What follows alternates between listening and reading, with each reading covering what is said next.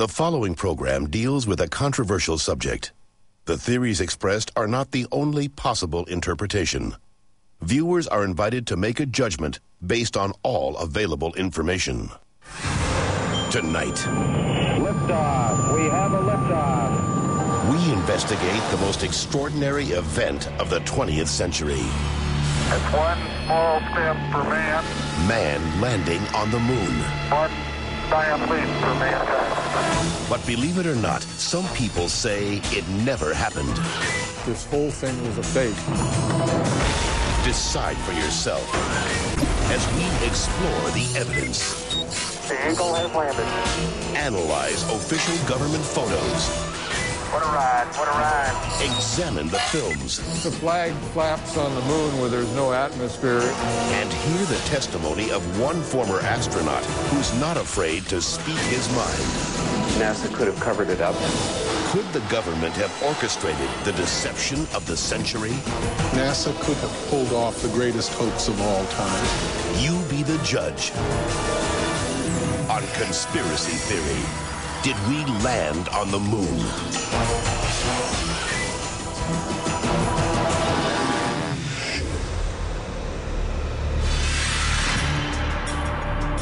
On July 16th, 1969, America held its breath. 10, 9, ignition sequence start. 6, 2, 1, 0. All engine running. Liftoff. We have a liftoff.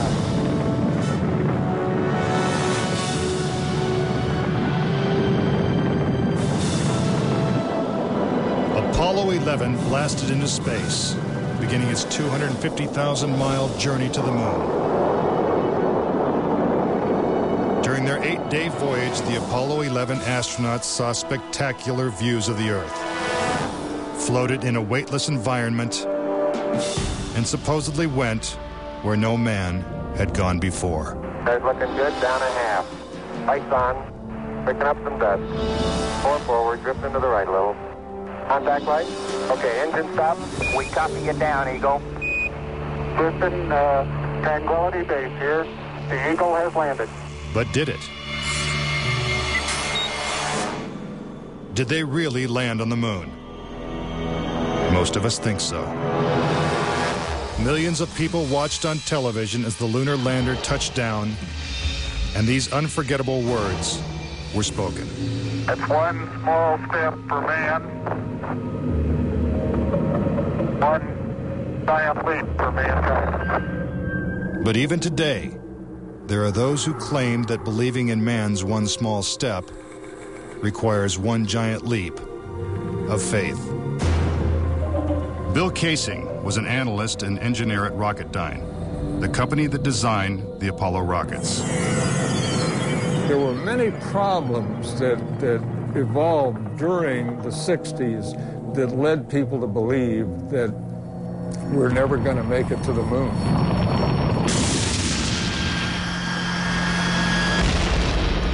Three decades ago, when the world watched Apollo's lunar landings, Bill Kaysing was watching too.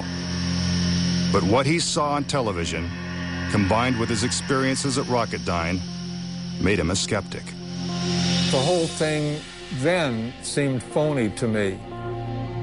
I think it was an intuitive feeling that what was being shown was not real.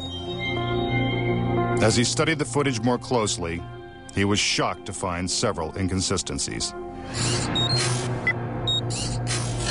Kaysing observed that despite the clarity of deep space, the stars were missing from the black lunar sky. He saw the American flag waving, even though there is no air on the moon. And he discovered that there was no blast crater beneath the lunar lander, where its powerful rocket engine had fired. This evidence convinced Kaysing that we never sent a man to the moon. But NASA dismisses these charges. There are always going to be people who believe some outlandish theories, and the notion that we somehow were able to fake the lunar missions is pretty outlandish. As outlandish as it might seem, it has been estimated that as many as 20% of Americans believe we never went to the moon. But how could anyone think that one of the greatest moments in human history is a hoax? Is it really possible that NASA deceived the world? According to a former astronaut, it's entirely possible. Regarding the Apollo mission, I can't say 100% for sure whether these men walked on the moon. Brian O'Leary was a NASA astronaut in the 1960s and served as a science advisor during the Apollo moon missions. It's possible that NASA could have covered it up just in order to cut corners and to be the first to allegedly go to the moon. Was getting to the moon first so important that our government would consider faking it? To find the answer, we have to go back 40 years, to a time when America and the Soviets were locked in a struggle for world domination. People assumed that the nation that won the space race would win the Cold War. We defined that as being first to the moon. It was a time of more or less national hysteria. On October 4th, 1957, the Soviets terrified America when they sent Sputnik, the world's first satellite, into orbit. The New York Times had to publish an article explaining to Americans that it did not carry nuclear bombs that could be dropped on the city from that altitude. The American public's fear of nuclear annihilation intensified as Russia took the lead in the space race. House Speaker announced in Congress that we may be headed for extinction.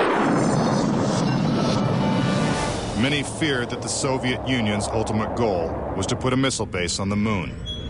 Meanwhile, America's space program was having difficulty even getting off the ground. The chances of getting to the moon and returning safely to Earth were something like 0.0017%.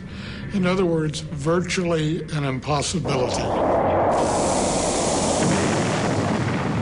What actually happened, in my mind, is that during the 60s, they said, if you can't make it, fake it.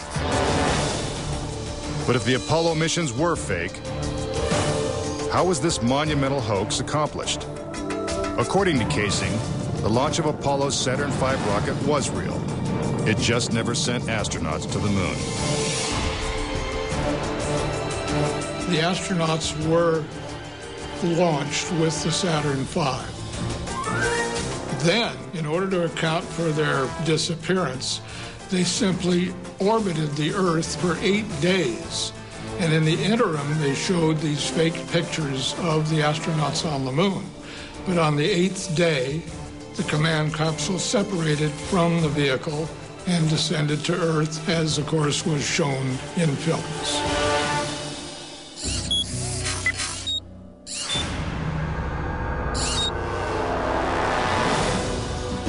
This theory inspired the 1978 movie Capricorn 1, in which the government attempts to fool the world by faking a mission to Mars. We do not claim this planet in the name of America. We claim it in the name of all the people of the planet Earth. The Apollo footage is strikingly similar to the scenes in Capricorn 1.